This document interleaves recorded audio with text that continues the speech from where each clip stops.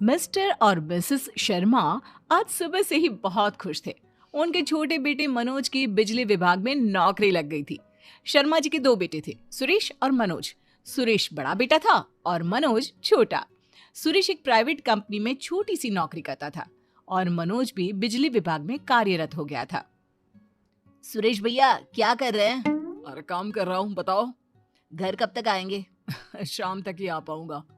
भैया मेरी बिजली विभाग में नौकरी लग गई है। सच में? तब तो मैं लंच में घर आता हूँ। ये कहकर सुरेश ने फोन काट दिया और चपरासी को बुलाया। जी सर कहिए। ये लो पैसे, जाओ और सबके लिए मिठाई लेकर आओ। क्या हुआ सर? तुम लेकर आओ तो। चपरासी मिठाई लाता है, जिसके बाद सुरेश खुशी खुशी सबको बताता है कि उसके भाई की नौकरी लग गई है।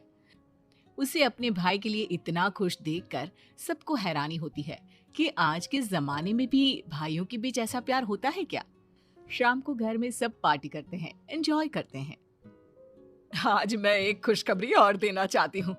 पापा के सीतापुर वाले दोस्त की बेटी का रिश्ता सुरेश के लिए आया है। अगले रविवार वो लोग हमारे घर आ रहे हैं मिलने के लिए। अरे वाह मम्मी जी, आज का दिन तो बड़ा यादगार है।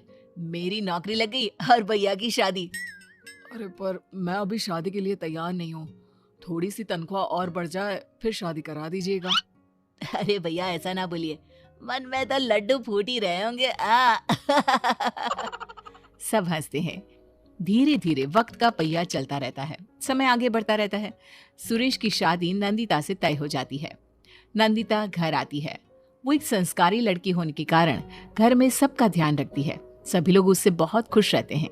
एक दिन जब सब लोग नाश्ते पर बैठे होते हैं, मनोज बेटा, अब तुम्हारी भी शादी करा देते हैं। नहीं मम्मी, अभी मुझे कुछ एंजॉय करने दीजिए ना। देवर जी मान जाइए, मुझे भी एक छोटी बहन मिल जाएगी। अरे भाभी आप भी ना मजाक करती है। मम्मी जी, मेरे चाचा की एक लड़की है, भैया के लिए अच्छी रहेगी। आप कहे तो बात करूं? हाँ हाँ बिल्कुल। अब तो छोटे तेरे मन में भी लड्डू फूट रहे होंगे। यही बोलता था ना मेरे लिए। सब ठहाका मार के हंसते हैं और कुछ दिनों बाद सारी बातचीत पक्की होने के बाद मनोज की भी शादी तय हो जाती है। अब मिसेस शर्मा का परिवार खुशी खुशी रहने लगता है। दोनों बहुएं खूब प्यार और अच्छे से रहती है। मनोज और सुरेश दोनों भाइयों की मिसाल तो पहले से ही हर जगह दी जाती थी।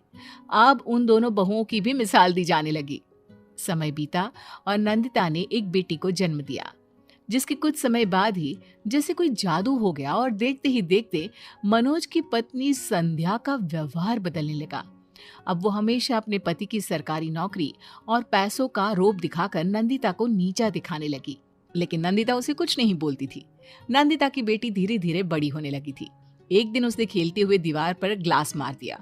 संध्या ने ये देख लिया और बच्ची को डांटने लगी, जिसे देखकर नंदिता से अब चुप नहीं रहा गया और उसने शाम को जैसे ही सुरेश घर वापस आता है उसे पूरी बात बताई, जिसके बाद वे दोनों अपने मम्मी पापा के पास पहुंच गए। मम्मी पापा, आप लोगों से कुछ बात करनी है। हाँ हाँ बोलो बेटा। सुरेश ने उन्हें सारी बात बताई, जिसके बाद मनोज और संध्या भी वहां आए और देखते ही देखते बातें लड़ाई में बदल गई और दोनों भाइयों के बीच फूट पड़ गई। अब जिस घर में सब मिलके हंसी खुशी से रहते थे, वहां सब अलग हो गए थे। मनोज और संध्या ने घर बदल लिया था। सब अलग अलग हो गए थे। साल बीते और देखते ही देखते कोरोना वाला साल आया। महामारी ने सबकी दुनिया पलट दी और मनोज भी उस महामारी की चपेट में आ गया। मनोज को भी कोविड हो गया। सुनिए, आज मम्मी के पास संध्या का फोन आया था। मनोज भैया को कोविड हो गया है। तो मैं क्या करूं? आप जाइए ना, आपको फौरन जाना चाहिए। मैं कहीं नहीं जाने वाला। एक बात सुनिए, जैसा भी है वो आपका छोटा भाई है। वो दोनों हमसे छोटे हैं और छोटे ही रहेंगे। तो फिर छोटे को नहीं पता बड़ों से कैसे व्यवहार किया जाता है? आपको याद है ना कैसे आप लोग एक दूसरे के लिए हर समय खड़े रहते थे, लोग आपकी मिसाल देते थे। और ये समय तो वैसे भी लड़ाई करने का नहीं है, मिल के रहने का है। अब समय मत गवाइए और जल्दी से जाइए। सुरेश अपने पापा को लेकर फौरन निकलता है। मनोज को ऑक्सीजन की कमी होने के कारण उसकी तबीयत ज्यादा बिगड़ जाती है। भैया प्लीज इन्हें बचा लीजिए। सुरेश हर हॉस्पिटल भागता है, पर ऑक्सीजन कहीं नहीं मिलता।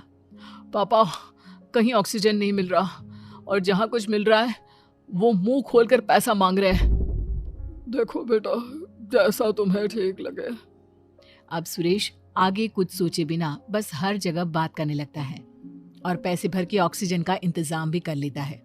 थोड़े ही समय में मनोज की तबीयत सुधरने लगती है, जिसके कुछ समय बाद जब मनोज की तबीयत बिल्कुल ठीक हो जाती है तो वो और संध्या सुरेश के घर आते हैं। भैया, हमें माफ कर दीजिए। हाँ भैया, भाभी, मैं न जाने कैसे उस समय पैसों के नशे में खो गई थी, परिवार की अहमियत भूल गई थी। अगर उस दिन भैया मदद नहीं करते तो शायद आज मैं अपने पति के साथ यहाँ खड़ी ना होती। मनोज और संध्या ने सुरेश और नंदिता से माफी मांगी और उन्होंने माफ भी कर दिया। सब खुश हुए। अचानक सुरेश का फोन आया। फोन आने के बाद सुरेश टेंशन में आ गया। भैया, कुछ दिक्कत? अरे नहीं, कुछ नहीं, आओ चलो खाना खाते हैं। मनोज समझ गया था कि कुछ तो दिक्कत है। पापा, एक बात करनी है। हाँ बोलो बेटा। भैया को कोई टेंशन है क्या? घर में सब ठीक तो है ना? बेटा, तेरे बड़े भाई ने तेरी ऑक्सीजन मशीन के लिए पैसे इकट्ठा करने के लिए किसी से उधार लिया था, बस तभी से ये सब शुरू हुआ है। अब आगे की बात तो वही जाने। पापा की बात सुन मनोज को बहुत शर्मिंदा महसूस हुआ। शाम को मनोज और संध्या वापस जाने लगते हैं। संध्या और नंदिता एक दूसरे के गले लगती हैं। जैसे ही वो दोनों घर के गेट पर पहुंचते हैं, सुरेश के फोन पर मैसेज आता है। भैया, टेंशन मत लो, मैं हूं ना। मैसेज पढ़कर सुरेश अपने भाई की तरफ देखता है और मनोज सुरेश को गले लगा लेता है।